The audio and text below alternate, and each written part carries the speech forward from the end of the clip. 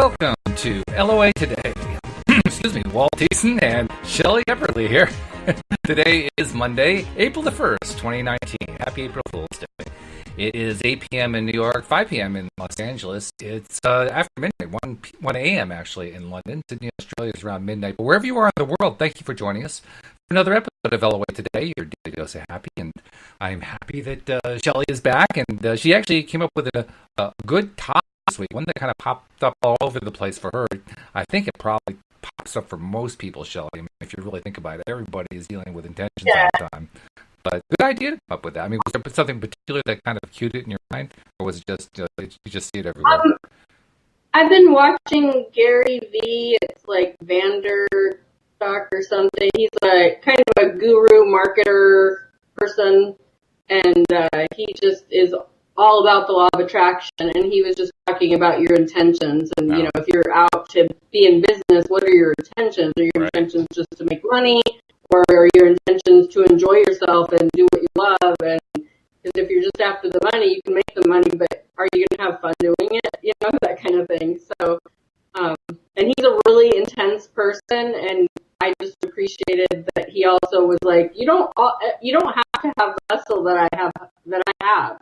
This is just who I am and how I am, you know. So this is my intention, is to be this totally energetic, you know, person. But you know, everybody has their different, you know, there's people that heal chakras and they're very calm and mellow, and you know, so yeah.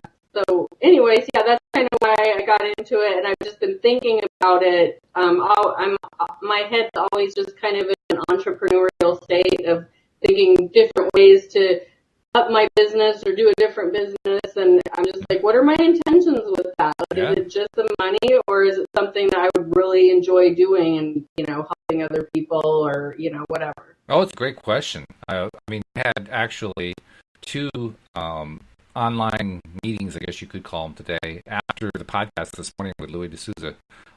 First one, he introduced me to his brother, who has a very interesting marketing model that he follows. Really, really interesting, and the intentions that were, speaking of intentions, the intentions that I had going into it was, okay, let me look at this model, because I've been looking for ways to monetize what I do here. I mean, I don't pay anybody. I'm sorry, I don't charge anybody for listening to the podcast or anything like that. So, you know, I'm loving doing this, but it would be really nice if I could make some money. And he had a really interesting take on that.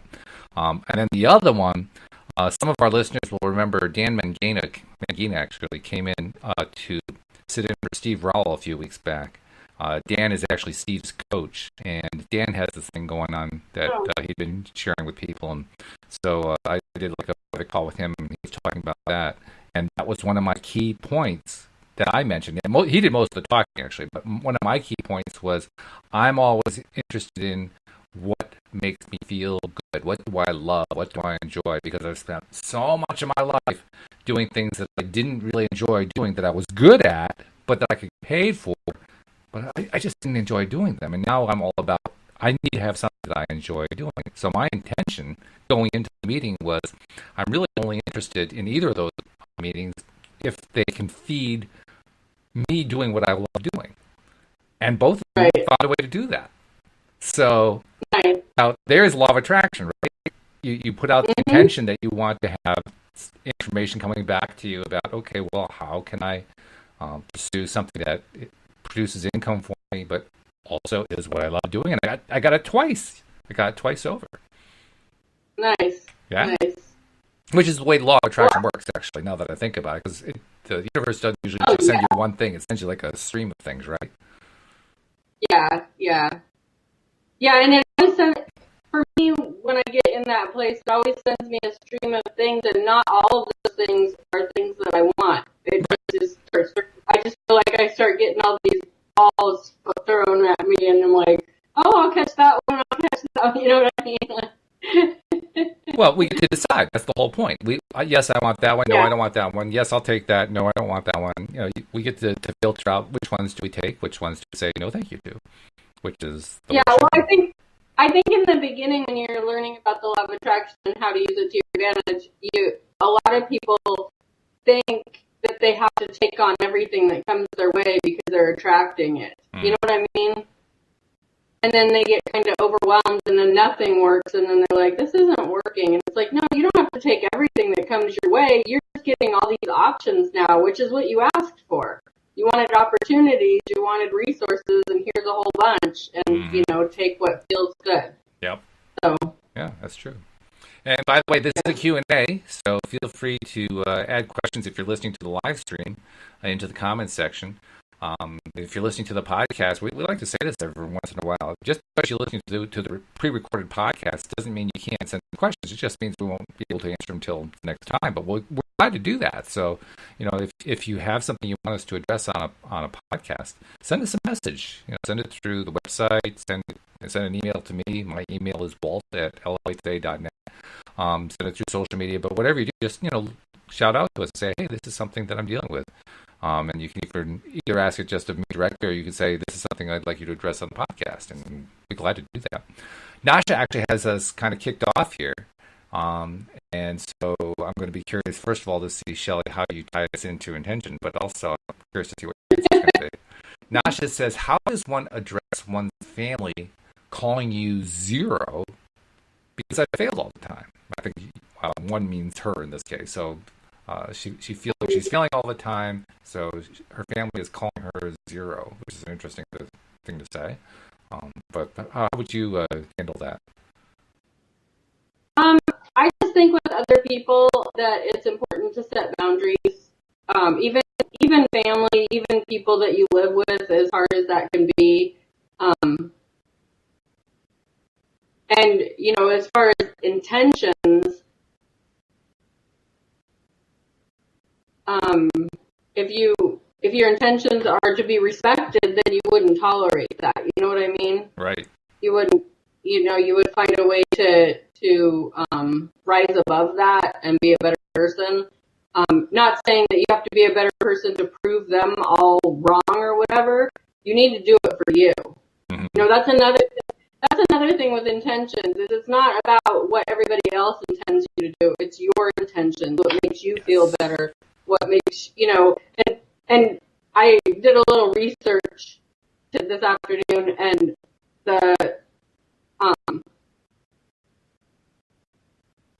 what I liked about the word intention is because it kind of has a double meaning, because it's what you intend consciously, what you're kind of after, and it's also your intentions with other people.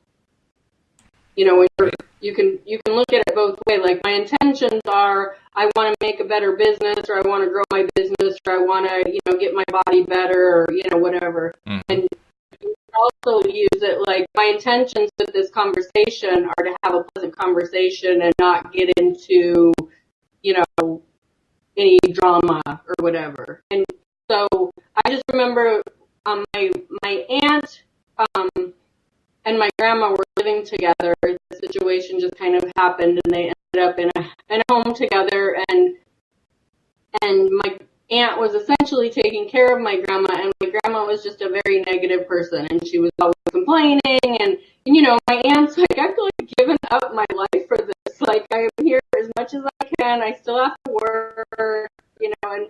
And my grandma was just like, you don't ever sit down with me, and you know, it was like, no matter what my aunt did, it wasn't enough. Right. And so she was seeing a counselor to kind of work through that, because it was becoming miserable. Her life was becoming miserable because of this. And the counselor just suggested that as soon as my grandmother would start doing that, to just get up and leave the room. Don't say anything. Don't react. Don't respond. Just have your reaction be to just leave. And as she did that, you know, at first it was just really frustrating, but as she did that, eventually my grandma just stopped doing it. Yes. Because she would lose her every time she started complaining, or, you know, yep, you trying to guilt trip her or whatever. She would just get up and walk away and go do something she enjoyed. Yep. And it worked. It worked so good. So sure. I would say that might be a good thing to do, is just to get up and leave the room, or if you're visiting them or they're visiting you, just say, I think it's a good time for you to leave, or I'm going to leave now, or, you know, and it doesn't have to be like this dramatic thing. You could just get up and say, oh, well, I have to use the restroom, or I need to go check on the bread, or, you know, I don't know, whatever, you know. to get away from it, but just to start making that a habit where it doesn't even happen consciously for them. They just start, it's just, they don't want to lose you, so they stay on their conversations or whatever. So. Mm-hmm. Yeah, I think you're right. A few other ideas that I was thinking of while we were talking there is when you do make that move to leave the room, yes, you can do it just by making an excuse of some kind, but you can also say, I'll be back when you're feeling a little bit better. And just remind them that, they're responsible for their own behavior. They're responsible for their own attitude. They're responsible for how they're feeling. It's not up to you to be responsible for their feeling. It's almost like you want to make it clear to them, but even more than that, you want to make it clear to yourself. Because if it's clear to yourself, right. If you really believe it, then first of all, you're not going to be as affected by what they're saying. I mean, this kind of difficulty, this kind of problem crops up because we attach importance to what somebody else is saying, even if it's somebody who we don't necessarily respect or we don't necessarily feel good about, but we still attach importance to what they're saying. And if you think about it that way, you say, why am I doing that? I mean, it's one thing to attach importance to something that is said by somebody who is normally kind to me and I'm like close to. Okay, that would be one thing. But someone who treats me bad? No, not happening. That's the way I would look at it.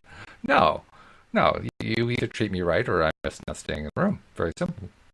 The other thought that comes to my mind, you mentioned intentions. When you put it out there, when you set the intention that you want to be treated with respect, like you said, you have to set the boundary. Setting the boundary means saying either overtly through your words or indirectly through your actions. It's saying, yes, my intention is I'm going to be treated with respect by you, and if you choose not to treat me with respect, I'm going to draw the line and I'm going to leave the room. I might even say something on the way out. But the last thing I'm going to do is put up with it. Doesn't mean you want to turn it into a big fight. You're right. You don't want to dramatize it. But you can make it firm. You can make a firm statement like, nope, that's not happening. You might want to rethink that approach, but that's not working. That doesn't work for me. There was a great thing that happened when my niece, Michaela, who is now a married woman, when she was about 5 or 6, something like that, we were living near where she and my sister lived in Virginia at the time. It was on a beautiful lake. And Michaela came over to visit. And at the very beginning of her visit, I don't even remember what the source of it was, but she had a little tantrum. Not a big one, just a little one, like a little hissy fit kind of a thing. And I'm in the kitchen, and Louise is sitting over at the dining room table, and Michaela is sitting in the living room on the floor, which is right in her line of vision for both of us. And she's doing this little tantrum thing. And after about 30 seconds of it, she kind of stopped and took stock to see where we're at. I just looked over at Louise and I said, is this working for you? And she looked back at me and she said, no. Is it working for you? I said, no, not really. And so we just ignored her. And she didn't have another tantrum for the rest of the time she was there or any other time because it didn't work. Absolutely. She didn't get what she was trying to get out of it, which was, I'm going to have a tantrum. If I have a tantrum, then you have to serve my needs. Well, it didn't work. Nice try. Thank you for being a contestant on our game. But no, what's going to happen? So, and the other thing I'd recommend too is do it with humor. Especially if you have a tendency to place too much attention and too much emphasis on what someone else is thinking about you. If you have that tendency, when you decide to not accept it, do it in a funny way so that it makes you laugh. Because if you laugh, what are they going to do? What can you do? If the person's laughing, what are you going to do? Oh, you shouldn't be laughing? No one's going to say that. If they do say that, you have all the more reason not to stay. Like, okay, I'm going to the other room. Bye. Sayonara. So. Yeah, and I think the other thing that I would say to Nasha about that is her statement at the end of that, because I'm always a failure, is she's basically stating that about herself. And I would just encourage you to make some small victories. And, if you're trying for the big, huge one out of the gate and you fail, you're going to feel like a failure. But if you start with small baby steps of just what you can do today to make that goal happen, whether it's if it's your weight, eat better today and don't worry about exercise until tomorrow. And then tomorrow, exercise and only exercise for 5 minutes. And then in a week, start exercising for 10 minutes and build it up. Because when you go with gusto out of the gate, it's such a huge, hard change. The one thing that this guy was saying with the intentions is you don't think about like when you're he compared it to like going to the newsstand getting a newspaper. When you're putting that out there, like this morning after I have my coffee, I'm gonna go to the newsstand and get the newspaper. You don't then fret about how you're gonna get across the street, or are you gonna have the $1.25, or are they gonna have the newspaper? Am I gonna be able to get it back to the house? It's like, no, you just know that you're gonna go to the newsstand. But when you put a goal out that you've never done before, you get into that fretting.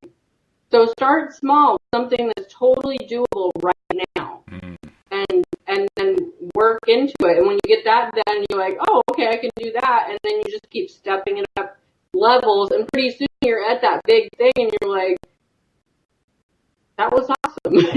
I did it. Yeah.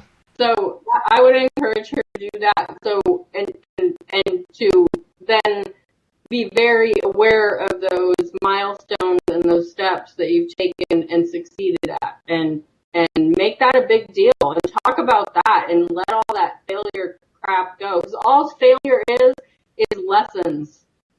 If you haven't learned from those failures, then you're doing it wrong. Start learning new ways to do things. So not necessarily that you're doing it wrong, you're doing it that's going to continue the pattern. Yeah. Yeah. Well, I mean, it's not wrong. It's just, well, it's just not what you want. That's all. It's not wrong. Yeah. It's not what you prefer. Right. Exactly. Say. Yeah, that's not preferred. That's it. Actually, Susie said it pretty well. Susie said to Nash, I believe you would greatly benefit from not caring about what they think of you or what they express negatively toward you. Self-love is the best love, and that's really the point. It's pretty. In fact, Nasha followed up with some comments. She said, I walk in peace. Nothing stops them. I've done all that I do.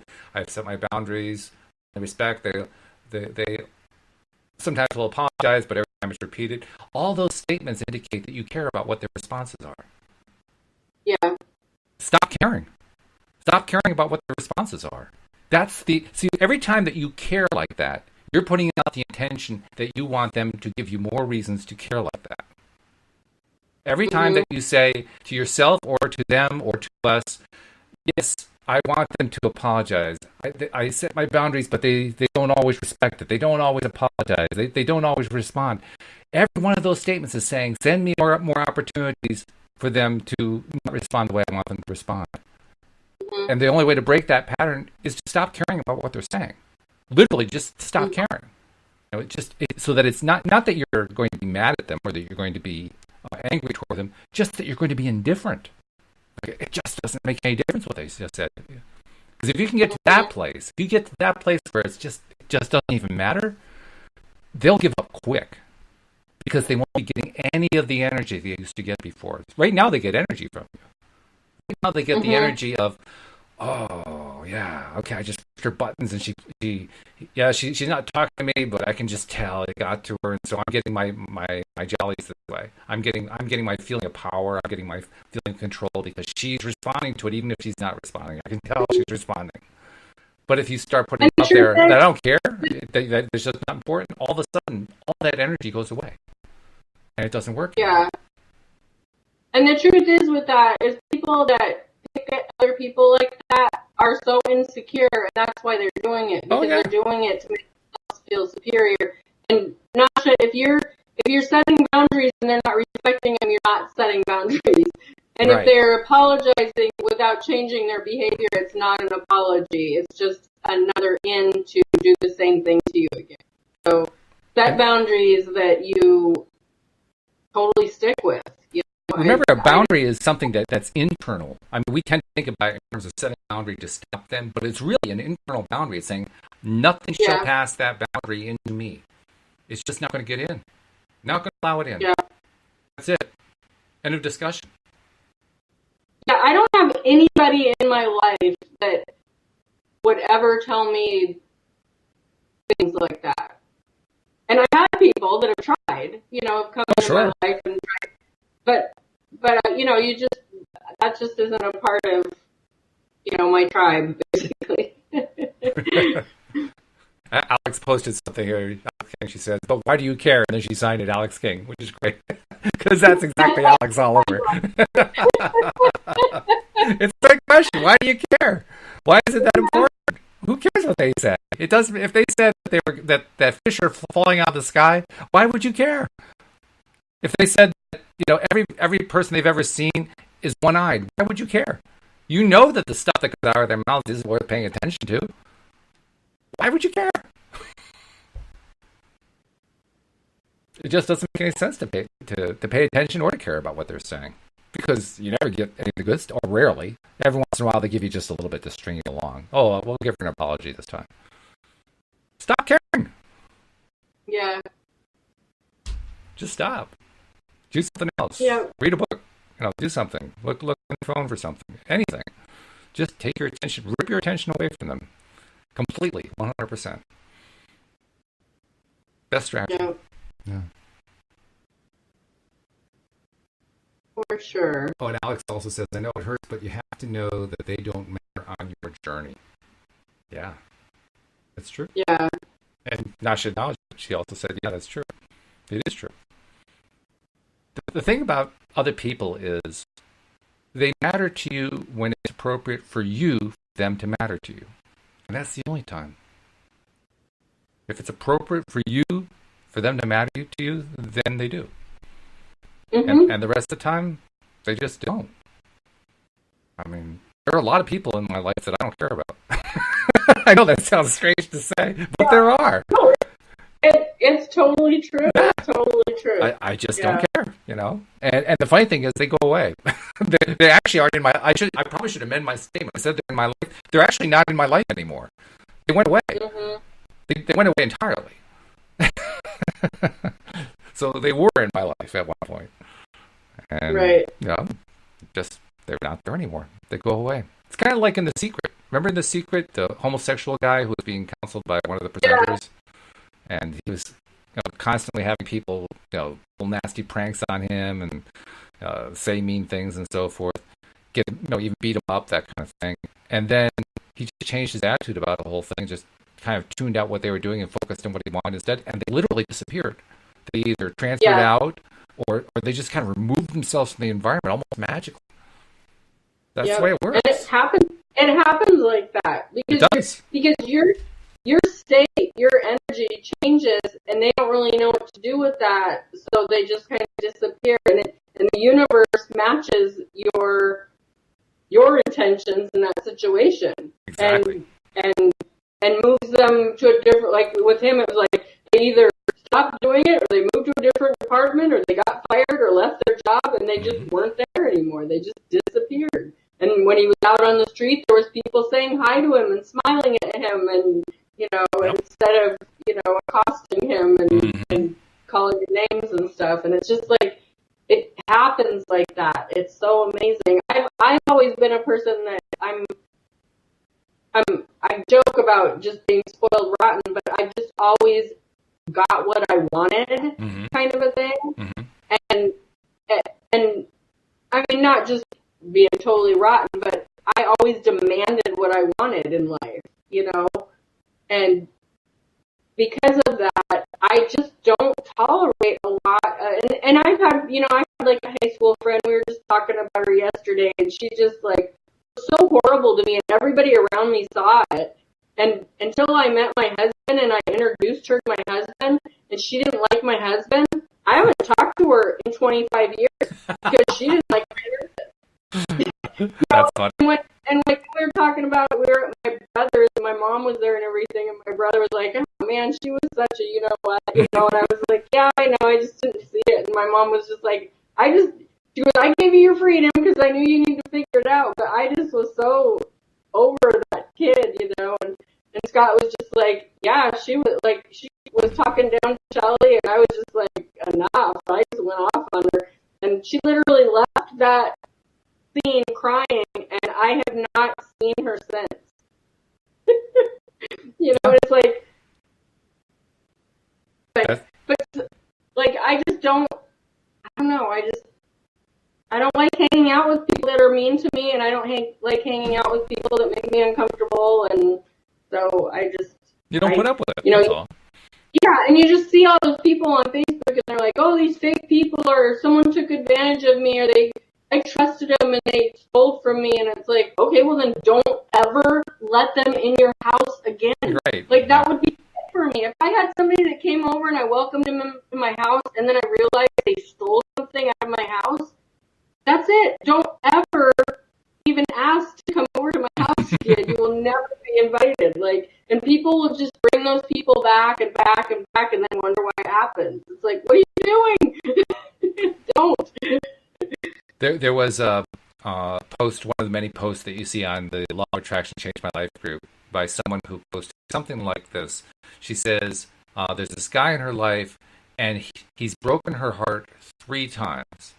And she didn't notice what she was saying. She didn't notice the import of it. It was very clear to her that it was a shock each time. And of course, anybody else, reading it was saying to themselves, "Why did you let him back the last 2 times, or even the last time? Maybe you gave him an extra chance, but how many chances are you going to give this guy? Because he's breaking your heart every single time. Like, geez, there's a message in there somewhere." Yeah. But she didn't see it. Was that on Law of Attraction Changed My Life? Yeah. Yeah, I just saw that. I think I responded to it too. Yeah, I was just like, don't do it anymore. Stop it. It's kind of like the story about the kid who touched the burner and burned his finger. Oh, I burned my finger. Well, don't do that anymore. It really hurts when you do that. Yeah, exactly. Yeah, or the doctor joke. Doctor, hurts whenever I raise my arm like that. The doctor says, well, don't raise your arm like that. Raise your arm like that.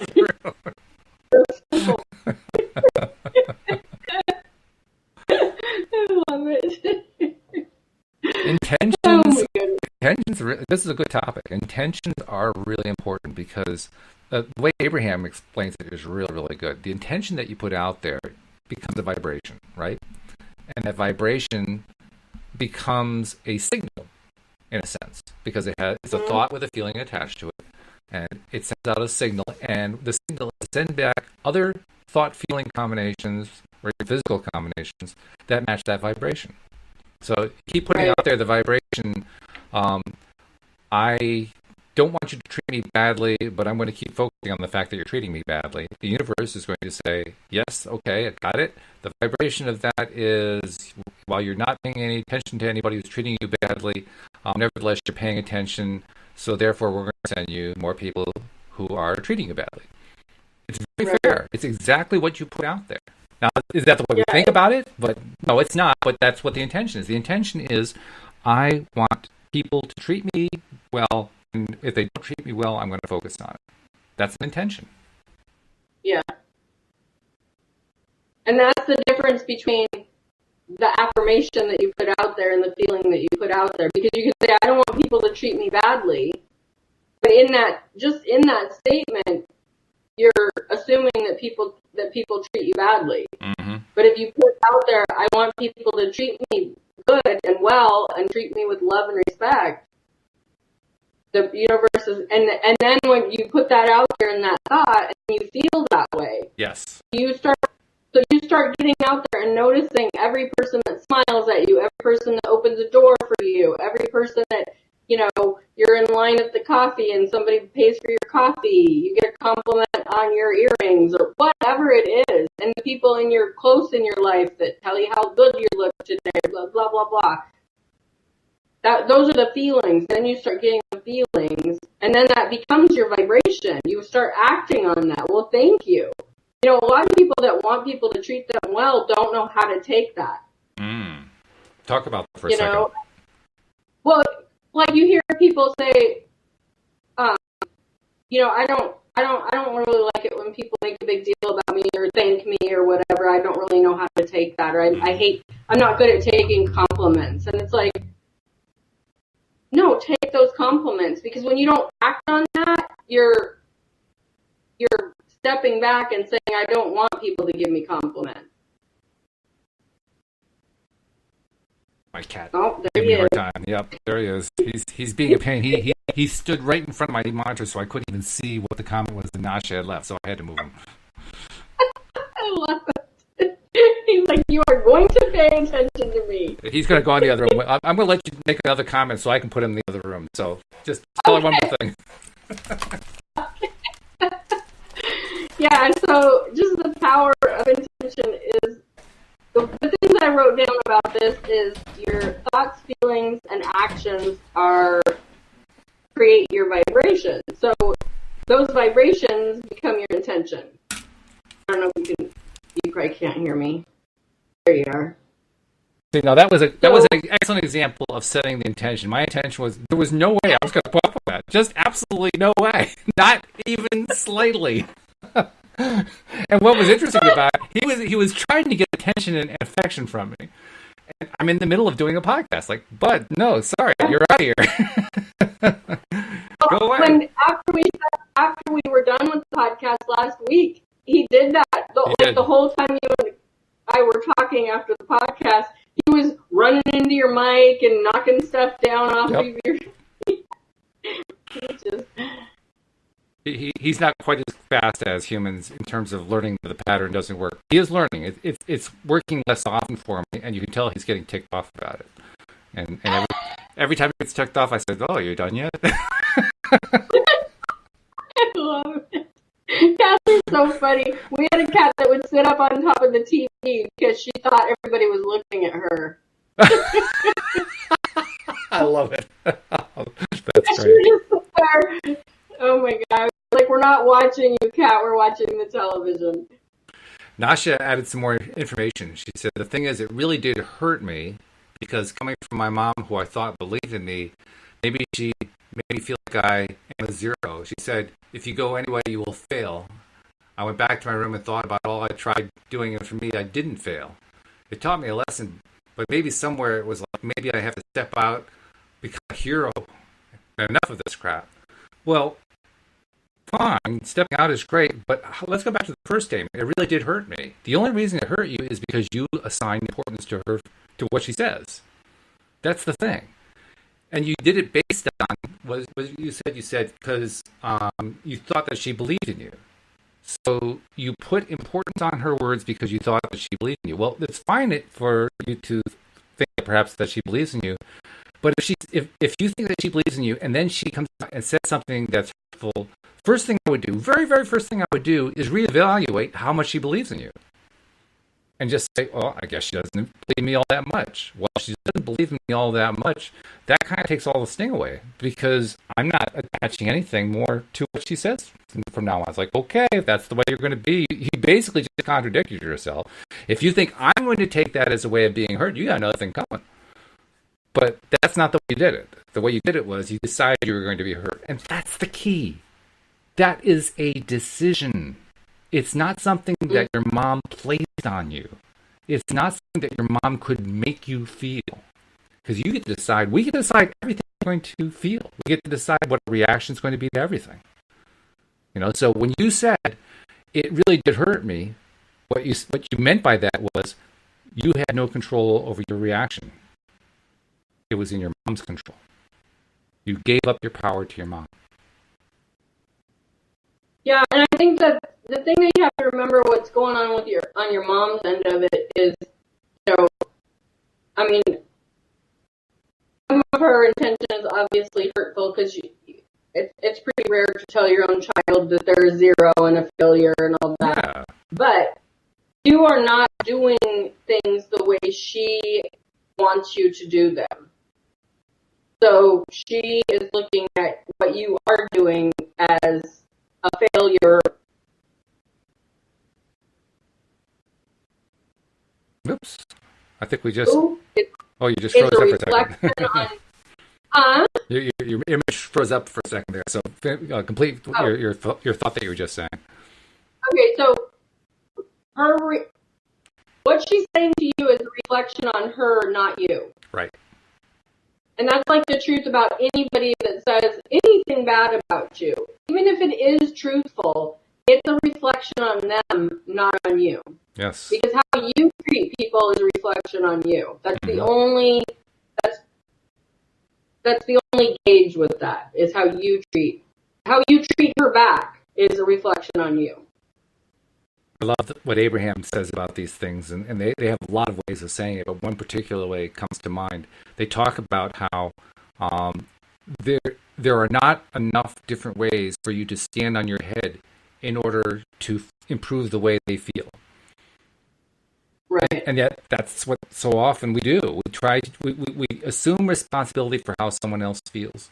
And once we've done that and they've gotten the measure of it, they realize, well, they can just keep messing with us all they want to. And they never have to be satisfied. And so they won't be. They will never be satisfied until you take that away from them. And the way you take it away from them is by saying, I'm not caring with what you're saying. I'm just not going to pay any power into it. I'm not going to give any importance to it. And therefore you can't hurt me. Because you've clearly proven through your past actions and your behaviors that I can't trust anything you're saying. So I'm not going to trust it. That doesn't mean I'm going to hate you. It just means you've lost my trust. You want my trust, you got to earn it back. But I'm certainly not going to give it to you free now. You've stepped on it too many times. So, okay, if that's really what you want to do, you really want to step on my trust, okay. But there's a price to pay. The price to pay is I'm not giving you any quarter anymore. I'm not giving you any room to do your little thing that you're doing, to do your little dance that you're doing with me, your little game, your little power trip. Sorry, I'm not playing. Yeah, one thing I would ask yourself, Nasha, is what are your intentions to be around her at this point? Good question.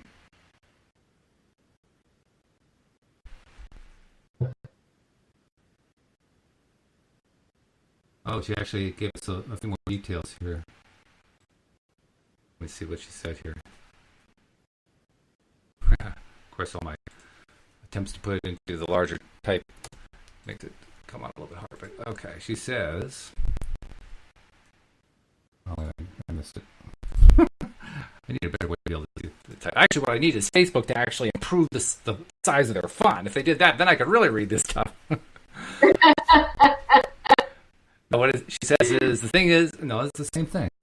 All right, I'm going to see if I can read it off the Facebook. It says, I am allowed to do anything she wants. She wants me to wait in the room for a prince from the sky. It really... I'm having trouble understanding what you're saying.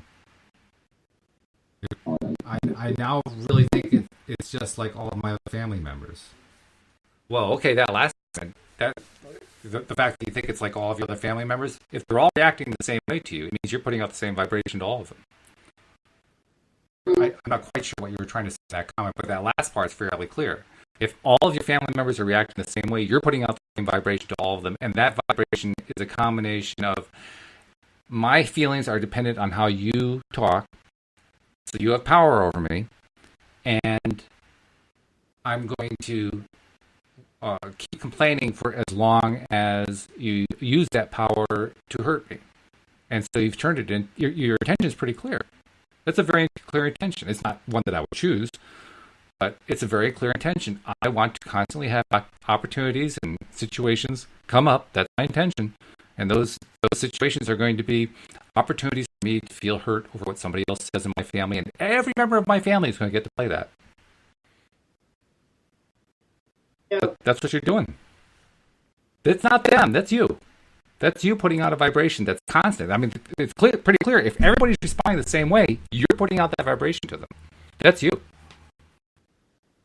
Yeah, for sure. Yeah. And that's a big pill to swallow. To when everybody's being rude and mean to you, to take that on as, oh, that's all my fault, and it'd be when everybody's being mean to me. But it's true. You create your reality by the way you think, feel, and act. Period.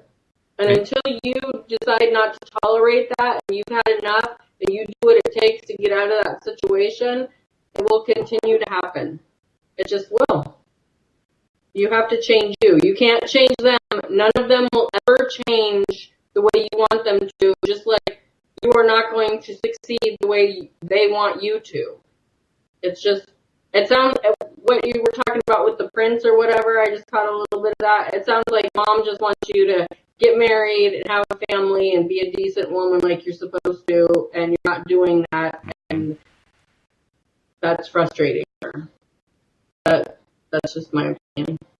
And just throwing that out there. She said, Walter, don't talk about my family if you remember. I said, yeah, I understand you don't talk about them, but you're thinking about them, you're focused on them, and they know it. How do we know that you're focusing on them? Look at all the things you're talking about how they hurt you. Clearly you're focusing on them. So it isn't so much whether you're talking to them, it's are you focusing on them? In other words, where are your thoughts and your feelings combined coming into it? This whole question and answer is clearly where you're coming from with them. Yeah. Exactly. And it's like you said, if you want to know what you're putting out there, just look at the results.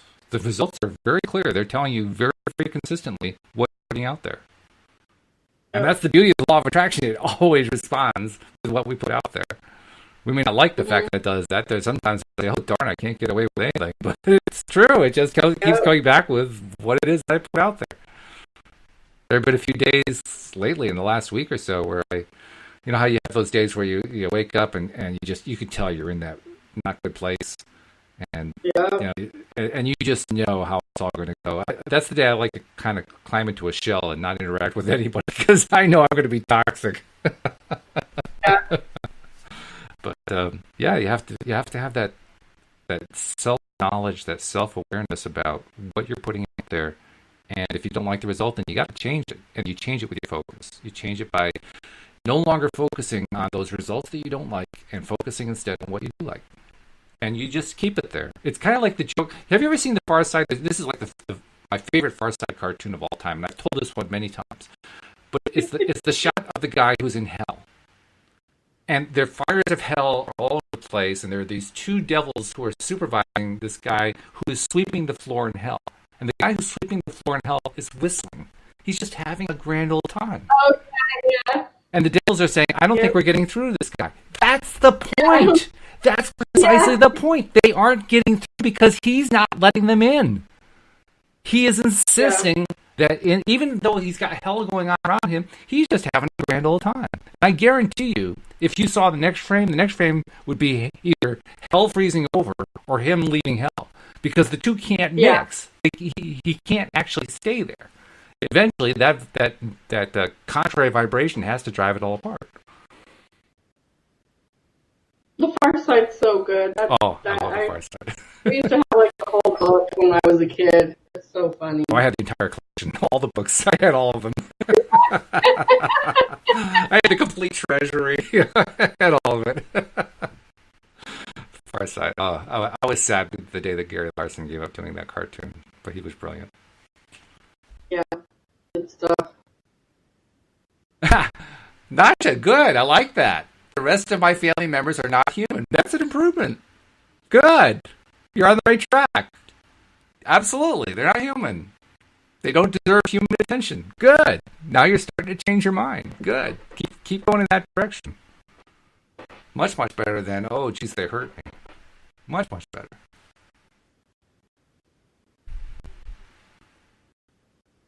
Al saying, truly ask yourself, why do I care? Your mom is just another person. Yes, she's your mom. She's still just a person. Yeah. True. I have to remember that when I'm being a mom. Asha's asking the right question now. She's saying, this is frustrating. I don't know how I'm attracting it. Okay, good. How are you attracting it? Focusing on it. Lots and lots of focus. All you have to do is just change your focus to something else, anything else that's not them. You are in your bedroom, because she said at one point, she said she went to her bedroom and then her mom called her out to color her hair or something. When you're in your bedroom and you have to go out and interact with the rest of the family or your mom or whoever's there in your home, are you dreading it or are you excited about what's going to come from it? Are you expecting it to go bad and to say mean things to you? Or are you going out there expecting her to be supportive of the new way you did your hair, or what you're wearing, or what you're going to do today? That's the difference. You're in people. That's the difference. What you expect, what you put out, your thoughts, feelings, and actions. Period. And even if you can't get to the point where you're expecting good things to come because you're afraid that something bad will come and then you react to it, okay, settle for indifferent. Settle for I don't care. I really don't care. Something a little bit better than what's going on. Yeah. You don't have to do it all in one step. Do it in small steps. But I'm just saying that's the answer. Yeah. That's the answer to her question. She doesn't understand why she's attracting it. What are your expectations when you are stepping out of your room into a situation? Exactly, because those expectations have thoughts and feelings associated with them. That's also what an intention is. Yeah. Because those scenarios go through our head all the time. They go through our head all the time. You know what? Okay, he's going to come home from school, and is he going to, have a bad grade, or is he going to clean his room like he's supposed to, or is he going to, put away the dishes and do his chores, or is he just going to come home and plop down in front of the TV and I'm going to be so frustrated with him? Get what you expect. And one thing I say all the time, it's like a go-to and it works for everything, is this is going to go better than I expect it to. That's good. I like that. I say that to myself all the time when I'm in a little spot where I'm doing those scenarios. I'm like, no, it's going to go better than I expect it to go. And I just release it and get on with it. And I don't, and that just like puts a halt to that fretting or that, that scenario that goes through your head or whatever. And it makes you feel better because because when you start doing that all the time, you know that it is going to happen better than you expect because you've seen proof of it already, and it starts going better and better, and it's awesome. So. And on those first few occasions where you try these new approaches and you're kind of afraid that, well, they're going to say something anyway, okay, ready for that. When they say something anyway, you get to decide how you're going to react. So decide in advance. If they're ready to say something and they say it, and your first reaction is normally, well, I'm going to feel hurt by that, what are you going to choose instead for a reaction? I mean, if it were me, my reaction is going to be, oh, shrug my shoulders, move on. In fact, I'm going to put up, if it's me, I'm going to put up a little filter. So the filter is, if anything comes from them that is anything other than supportive, I'm going to behave like I don't hear it. And I'm going to think that I don't hear it. And I'm going to focus on other stuff so I don't hear it. The only thing I'm going to allow into my ears to penetrate, I mean, it's not like they won't be saying it. It's just, I'm not going to let it into my ears. The only thing I'll let into my ears is positive stuff. If I don't hear positive stuff, I don't hear it. I'm just turning it out. I'm tuning it out. I'm literally tuning it out. Like I'm tuning radio. Like, nope. They can turn the volume up to full volume. I don't hear it. Just don't even hear it. Just not paying attention to it. And that's the key. You don't pay attention. You literally put your attention on anything else. Anything else. It doesn't matter. You got a whole room full of stuff. Focus on the table. Focus on the chair. Focus on the lamp. Focus on anything else. Do not focus on any negative thing they say. Not even for a split second. I mean, if I was coaching you, Nasha, I would tell you it's time. I mean, I'm assuming you're of age where you can move out of your mother's house. I would encourage you to make it your intention to make that happen and get independent from all of that. Yeah. If you can move out, if there's a way for you to do that, do it. And it might seem impossible financially or whatever right now, but intend on those finances. Intend on the situation for you to move out and have your own life and start your own life. I mean, we already know you have a friend in Paris who, if you can get the means to get to Paris, you have a home there. Well, you did it there. You can also find somebody close by. Yeah. You don't necessarily have to have money. All you need to have is a friend who you could, share some space with. Or go to Paris, because that sounds amazing. Well, she's been trying to manifest the airfare to Paris, and she hasn't been able to do that yet. Well, that's your goes right back to it. What do you expect? What do you intend? This is true. That's true. But start with the stuff that you can believe in. I mean, if you've been working on that one for a while, and that one's become kind of like I'm not quite sure about it kind of a thing. I'm not confident kind of a thing. So, okay, maybe it's a little bit too far out to reach for right now. Reach for what you can reach for. Can you believe that there can be somebody close by who can make something available to you. If you can believe that, then go for that instead. Do it incrementally. Yeah. And then go to Paris after you've done that much. But whatever you do, do not give them any more energy, not even a slightest bit of energy on any of those comments that any of them are making. Just give them no attention at all. And don't even think about it. Don't brood on it. When it's done, just shrug your shoulders and say, okay, well, that was done. Sticks and stones will break my bones, but words will never hurt me. Especially when they come from people who I don't even respect anymore, because they certainly don't respect me. So forget it. It's just not even important. I'm just not going to pay any attention to it. I'm going to pay attention. I'd rather pay attention to that table. That table is much more interesting to me. That's literally it. It's picking something else that you want to focus on instead of my parents, my family. They don't treat me right. They yell at me. They say nasty things to me. No, stop going there. Don't do it. Don't do it. Go anywhere else. Think about anything else. In fact, here's a trick that U.S. teenagers have learned down pat. And you tell me, Shelly, if you've seen this one before. The kid who doesn't want to pay any attention to this thing that the parent is saying will walk through the room looking at their phone and texting. You won't be able to rip their attention away for anything. Oh, I've had direct one-on-one conversations with my kids where I've been like, put that away. I am talking to you. You are going to pay attention to me. And meanwhile, they go on. Yeah, it's just like, yeah, totally. So if a U.S. teenager can do it, I'm sure you can do it. You just have to say, nope, not focusing on that. I'm focusing on this instead. Sorry. Have a nice day. Yep. You'll get there. You'll will. Figure it out. You can do it. Ooh. She says, Walt, if I move out of here, they will beat me up and get me back. That's part of which the society she lives in is not a happy society, that's for sure. She lives in Pakistan. And there's some bad stuff going on there. But you can still control what you're going to focus your attention on. Even if you can't leave, you can still choose where you're going to focus your attention at all times. But I just have to say that there are people that leave Pakistan all the time. So you can leave. You just have to intend it. And I know that's a huge, huge intention, but you can do it. And it might not happen tomorrow, and it might not happen in 6 months, but it can happen. I mean, that's part of it too, is seeing people that have actually done it. Mm-hmm. There are people in the United States that are from Pakistan. True. So I have some neighbors like done. that. Yeah, there are people right here in the complex where I live that are Pakistani. That's true. Yeah. Yep. And I'm pretty sure there's people a few doors down.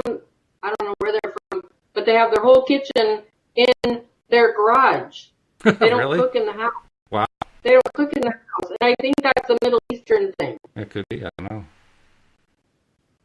That could be.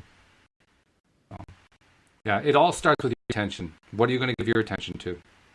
You get to decide at all times. At every moment of the day, you get to decide where your attention is going to be.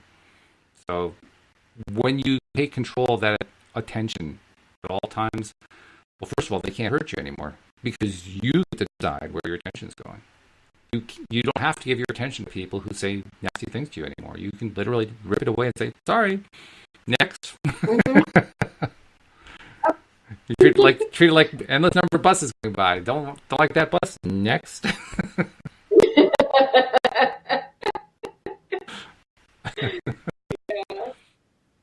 Yeah, it's all in the attitude, and that's why you keep the attitude is why you keep drawing them back.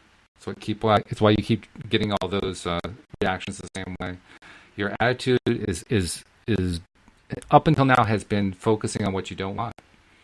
It's literally that. I mean, it's what it all comes down to. It's focusing on what you want versus focusing on what you don't want. If you don't want behavior X, stop focusing on behavior X and start focusing on Y instead. Change your focus. And one thing that I would suggest too is if you want to be treated well and with respect, one way to respond to them, if you can't get away from them, like you said that you got upset and you went to your room and your mom called you back out, just start saying super nice things to them. Just bombard them with that. Like, seriously, use it as a game. Because, number one, they can't get mad at you when you're being super nice to them. And number two, you are treating them the way you want to be treated. Mm-hmm. There's a storyline from a famous television series here in the U.S. called The West Wing, which ran for quite a few years in the late 1990s and early 2000s. Story of people who worked in the West Wing of the White House, worked for the president. And at one point, one of the lead advisors is out on the campaign trail with a candidate who's running for president, and they have this issue come up that they don't want the candidate to address at all. And so they decide what issue they're going to address instead. So every time that a reporter asks them a question about anything else except education, the answer is always going to be about education. And one of the advisors says to him, well, yeah, but they're going to be asking all these questions about this other thing. And his response is, yeah, but none of the answers are going to be about that thing. The candidate can not control the questions, but he can control the answers. Yeah. And that's what he did. So every time, and it was a disjointed conversation. The reporters were saying, well, "What do you think about what's going on over in the Middle East right now?" And his answer was, "This is why I'm really pushing for my education plan."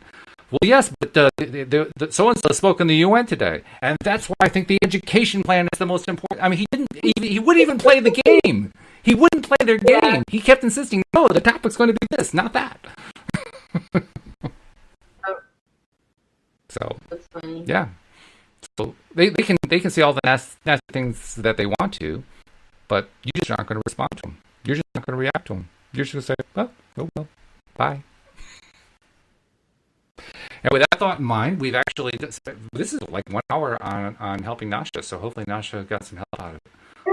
But in the last couple minutes we've got left, I want to make sure I get my messages in. So if you're not yet a subscriber to the podcast, in case you hadn't noticed, every episode is completely different, and you get all of them coming to your smartphone as soon as they get published when you're a subscriber. So become a subscriber.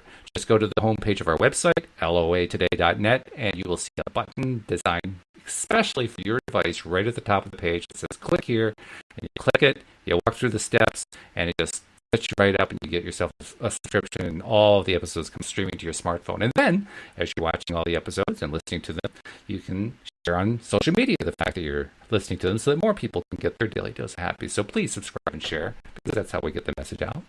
And Shelly, anything you want to share in the last minute or so before we say goodnight for the night? Be aware of your intentions and have a great week. Yeah. Happy Monday. It's all about the intentions, isn't it? Those intentions are vital, and thank God we get to pick them. Thank God we don't have to depend on what somebody else wants our intentions to be.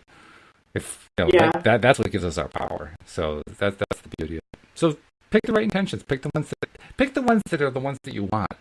Don't focus on the ones you don't want. Focus on what you want, because that's where the power is.